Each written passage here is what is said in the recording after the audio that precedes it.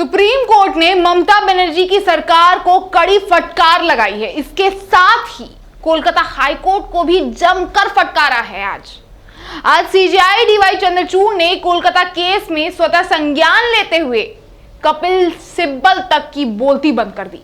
क्या कुछ हुआ है आज सुप्रीम कोर्ट में, इस वीडियो में आपको विस्तार से बताएंगे, तो वीडियो के अंत तक बने रहिएगा। नमस्कार, मैं आपके साथ गेटी भाविया, आप देख रहे हैं द कंटाप। जिस केस में पूरे देश का खून खौल रहा था, आज सुप्रीम कोर्ट ने उसकी न्यायिक प्रक्रिया शुरू कर दी है और पहले ही दिन chief justice of India D Y Chandrachud ने ममता बनर्जी की सरकार में पुलिस जांच से लेकर अस्पताल के प्रिंसिपल समेत वहां काम कर रहे कर्मचारियों पर खूब सवाल उठाए हैं।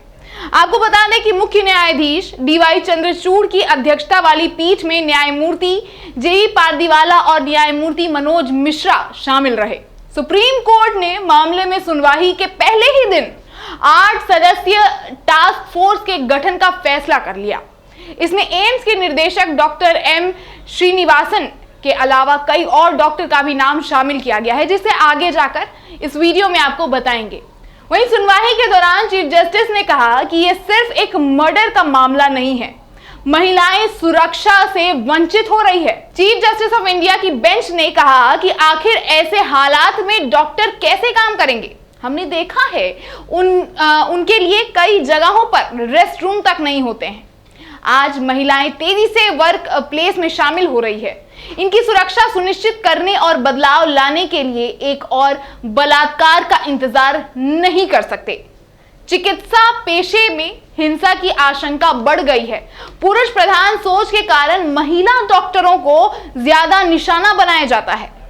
सुप्रीम कोर्ट ने आगे कहा कि अगर महिलाएं काम पर नहीं जा पा रही है और काम करने की स्थितियां सुरक्षित नहीं है, तो हम उन्हें समानता से वंचित कर रहे हैं। ज्यादातर युवा चिकित्सक यानी ज्यादातर जो आजकल की डॉक्टर्स हैं 36 घंटे काम करती हैं। हमें काम करने की सुरक्षित स्थितियां सुनिश्चित करने के लिए राष्ट्रीय प्रोटोकॉल बनाने की जरूरत है।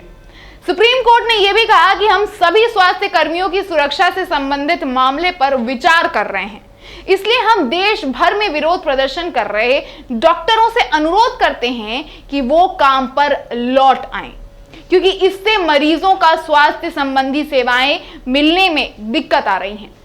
सुप्रीम कोर्ट की तरफ से पीड़िता की पहचान उजागर करने को लेकर भी नाराजगी जाहिर की गई। सुप्रीम कोर्ट ने मामले में सीबीआई से 22 अगस्त तक स्टेटस रिपोर्ट की तलब की है। साथ ही सीबीआई को 3 महीने के अंदर जांच पूरी तरह रिपोर्ट सौंपने का भी आदेश दिया गया है। सुप्रीम कोर्ट ने इस मामले में पुलिस की कार्यवाही और पीड़िता के परिवार को अंधेरे में रखने से जुड़े आरोपों को लेकर भी सवाल पूछे। कोर्ट ने कहा कि ये एक अपराध का मामला नहीं है। इस मामले में एफआईआर दर्ज करने में भी देर हुई है। ये अस्पताल की जिम्मेदारी थी कि वो एफआईआर दर्ज कराए, लेकिन देर रात एफआईआर दर्ज कराई गई। अस्पताल प्रबंधन इस मामले में आखिर क्या कर रहा था? अभिभावकों को भी पीड़िता का शव काफी देर बाद सौंपा गया। एफआईआर दर्ज करने में बेवजह देरी हो रही है। राज्य सरकार को भी सुनिश्चित करना चाहिए कि तोड़फोड़ करने वालों को पकड़ा जाए। हम ये समझ नहीं पा रहे हैं कि राज्य सरकार अस्पताल में हुई तोड़फोड़ के मामले को कैसे नहीं संभाल पाई। वहीं सुप्रीम कोर्ट ने कहा कि आरजीकर मेडिकल कॉलेज के प्रिंसिपल प्राचार्य संदीप घोष को लेकर भी उन्होंने कई सवाल खड़े किए। उन्होंने कहा कि प्रिंसिपल ने इस मामले को पहले सुसाइड बताने की कोशिश की। आखिर प्रिंसिपल क्या कर रहे थे? सुप्रीम कोर्ट ने पूछा कि आखिर इस मामले के बाद प्रिंसिपल की नियुक्ति दूसरी जगह कैसे कर दी गई। दोस्तों, ममता बनर्जी की सरकार से पेश हुए कपिल सिब्बल भी चीफ जस्टिस ऑफ इंडिया के सवालों पर का जो जवाब है वो कतई नहीं दे पाए। दोस्तों, ममता बनर्जी की सरकार में पेश हुए कपिल सिब्बल भी chief justice of India D Y Chandrachud के सवालों का जवाब नहीं दे पाए। जब सुप्रीम कोर्ट ने कड़े शब्दों में पूछा कि बॉडी 8 बजे रात को पेरेंट्स को दी गई और उसके बाद 11:45 पर केस दर्ज क्यों हुआ, कोर्ट ने आगे पूछा कि क्या शुरुआत में मर्डर केस दर्ज नहीं किया गया? कॉलेज के प्रिंसिपल उस समय क्या कर रहे थे? उन्होंने एक्शन क्यों नहीं लिया? हैरानी की बात रही कि ज्यादातर सवालों को लेकर कपिल सिब्बल के पास एक भी जवाब नहीं था। हालांकि इस केस को सीबीआई को सौंप दिया गया था, लेकिन उसके बावजूद भी राज्य की सुरक्षा ममता बनर्जी के सरकार पर आश्रित थी। वहीं आपको बता दें कि नेशनल टास्क फोर्स में कौन कौन शामिल है।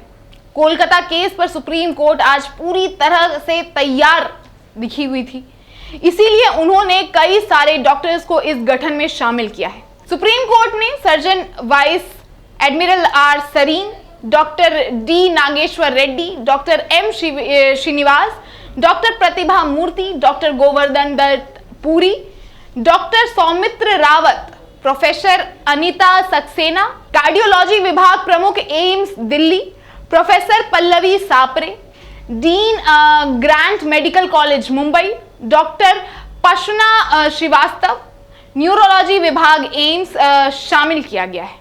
वहीं राष्ट्रीय कार्यदल के एक्स ऑफिसियो मेंबर्स भारत सरकार के कैबिनेट सचिव, भारत सरकार के गृह सचिव, केंद्रीय स्वास्थ्य मंत्रालय के सचिव, राष्ट्रीय चिकित्सा आयोग के अध्यक्ष, राष्ट्रीय परीक्षा बोर्ड के अध्यक्ष को भी इस टास्क फोर्स में शामिल किया।